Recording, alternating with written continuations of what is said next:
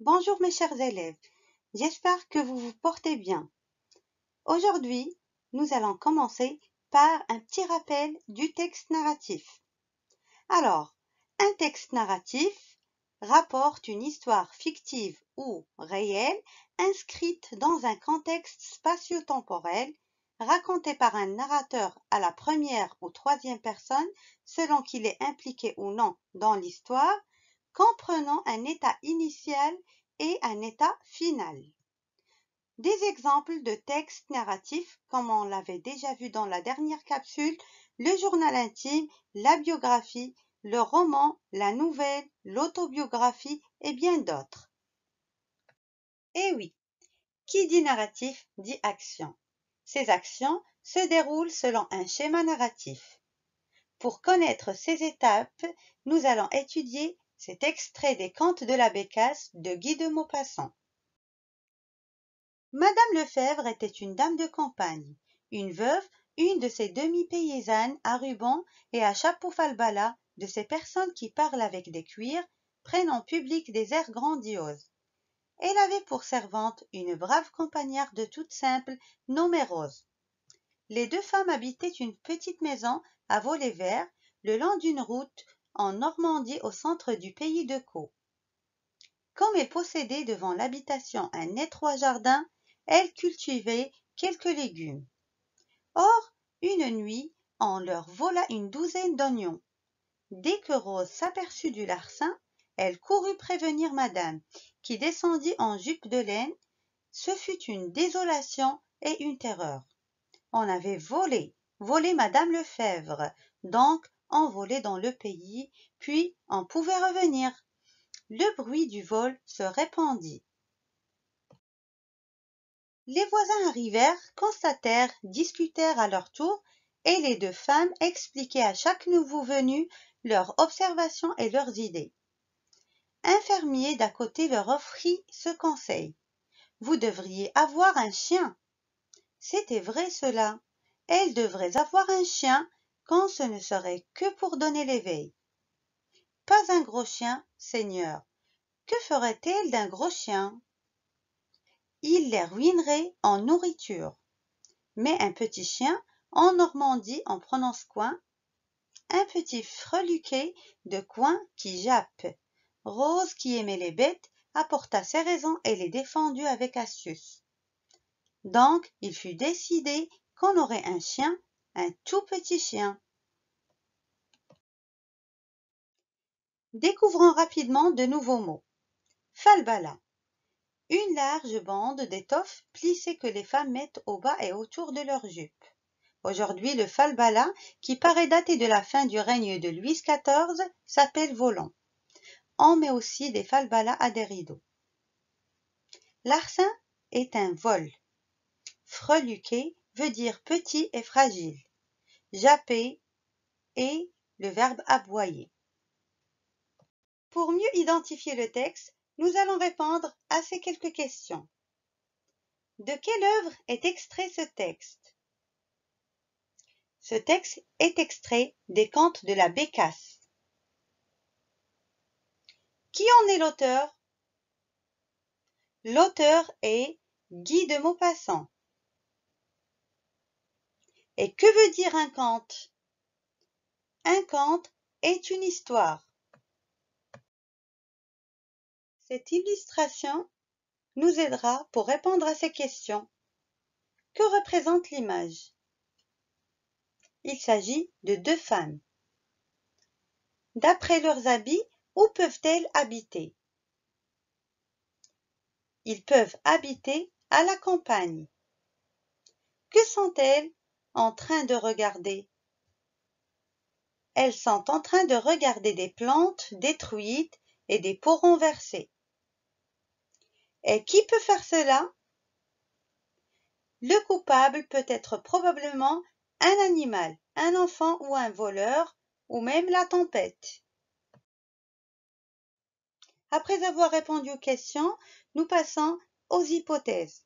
La première hypothèse que nous pouvons émettre est: si ce texte raconte une histoire, de quel type sera-t-il? Il sera probablement un texte narratif. Hypothèse numéro 2. Généralement, toute histoire obéit au schéma narratif. Peut-on trouver ce schéma dans un texte court? Peut-être, nous allons voir. Hypothèse numéro 3. Si c'est une histoire au passé, quels seront les temps utilisés pour la raconter? Eh bien, nous allons voir si c'est vraiment l'imparfait et le passé simple. En voici quelques éléments de réponse pour vérifier les hypothèses. Quels sont les personnages du texte? Nous avons Madame Lefèvre, Rose, infirmier et les paysans. Où se trouve-t-il? Il se trouve à la campagne en Normandie, au centre du pays de Caux. Et quels sont les temps verbaux utilisés? D'après notre lecture de l'extrait, les temps verbaux utilisés sont l'imparfait, le passé simple, le conditionnel présent. Maintenant, nous allons passer aux axes de lecture que nous avons dégagés. Le premier axe est le rôle des temps dans l'histoire. Alors, à quoi sert l'imparfait dans le premier paragraphe, à votre avis? Il sert à présenter les personnages principaux et les lieux. Et à quoi sert le passé simple? Le passé simple sert à présenter les événements importants de cette histoire. Le mot introduit la première phrase au passé simple. Et à quoi sert-il? Le mot qui introduit la première phrase est or une nuit. Et ça sert à introduire un changement dans l'habitude. À quoi correspond ce changement dans le schéma narratif? Il correspond à l'incident, donc à l'élément perturbateur.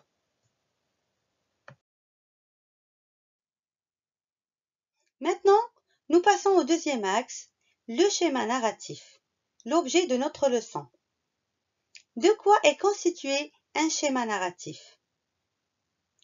Il est constitué d'une situation initiale, d'un élément perturbateur, des péripéties, du dénouement et de la situation finale. Que fait le narrateur dans le premier paragraphe? Il présente les personnages, le lieu et le temps de l'action. Il s'agit de la situation initiale. Quel est l'événement qui a perturbé la vie des deux personnages?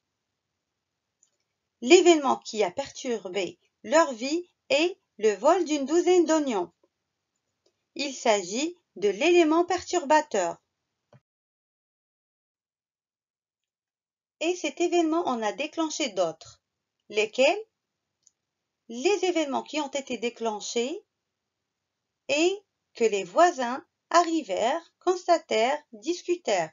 Il s'agit des péripéties. Quelle est la solution proposée? Le fermier leur conseilla d'avoir un chien, ce qu'on appelle le dénouement. Qu'est-ce qui a été décidé à la fin? Les deux femmes décident d'avoir un petit chien. Et c'était la situation finale. Pour revenir aux hypothèses que nous avons émises au début, il est clair que ce texte est narratif et que même s'il est court, on y trouve toutes les étapes du schéma narratif ainsi que les temps du récit. Pour synthétiser, nous pouvons dire qu'une histoire obéit généralement au déroulement des étapes d'un schéma narratif.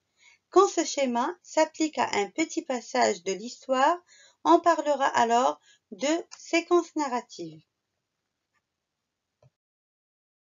Alors maintenant, nul n'ignore que le schéma narratif comporte une situation initiale, un élément perturbateur, des péripéties, le dénouement et la situation finale. Nous allons relier chaque étape avec le passage qu'il exprime dans le texte. Madame Lefèvre et sa bonne vivaient à la campagne où elle cultivait le jardin de la maison. Il s'agit de la situation initiale. Une nuit, on leur vola des oignons. C'est l'élément perturbateur. Les voisins alertés arrivèrent et discutèrent du vol. Ce sont les péripéties. Un fermier conseilla aux victimes d'avoir un chien. On parle ici du dénouement. Les deux femmes décident d'avoir un petit chien et c'était la situation finale.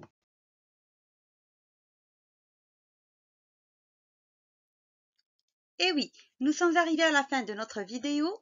J'espère que vous avez bien compris la leçon. Je vous donne un rendez-vous à la prochaine vidéo.